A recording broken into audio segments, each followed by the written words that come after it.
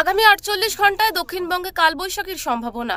শনিবার ও রবিবার দক্ষিণবঙ্গের প্রায় সব জেলাতেই দমকা ঝোড়ো হাওয়ার সঙ্গে বজ্রবিদ্যুৎ সহ হালকা থেকে মাঝারি বৃষ্টির সতর্কতা দিয়েছে আবহাওয়া দপ্তর। তবে উত্তরবঙ্গে শুষ্ক আবহাওয়াই থাকবে। এছাড়াও হাওয়া অফিস জানিয়েছে নতুন করে একটি পশ্চিমী ঝঞ্ঝা ঢুকবে বুধবার।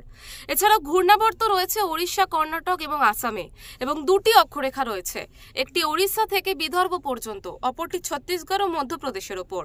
এছাড়া আরও একটি অক্ষরেখা পশ্চিমে মারাঠাওয়াড়া থেকে কর্ণাটক পর্যন্ত বিস্তৃত রয়েছে বলে জানা গিয়েছে।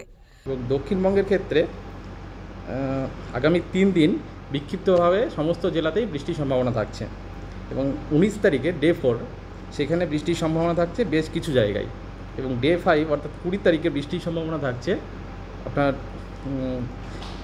বেশ কিছু অনেক জায়গায় বৃষ্টির সম্ভাবনা থাকছে east West Medinipur, Jhargram, north south 24 Pargana এবং হাওড়াতে, এবং বাকি জেলাতে অনেক জায়গায় বৃষ্টির সম্ভাবনা থাকছে।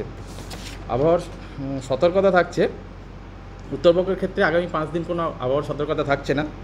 দক্ষিণবঙ্গের ক্ষেত্রে থান্ডারস্টর্ম লাইটনিং এবং সঙ্গে ঝোড়ো হাওয়া থাকছে, 30-40 কিলোমিটার বেগের ঝোড়ো হাওয়া বইতে পারে দক্ষিণবঙ্গের প্রায় সমস্ত জেলাতে।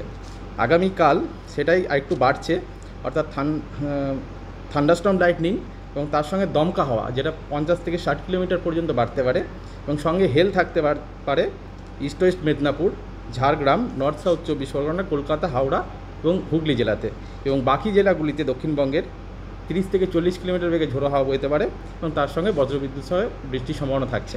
কলকাতা থেকে শেখ চিকুর রিপোর্ট, ওঙ্কার বাংলা।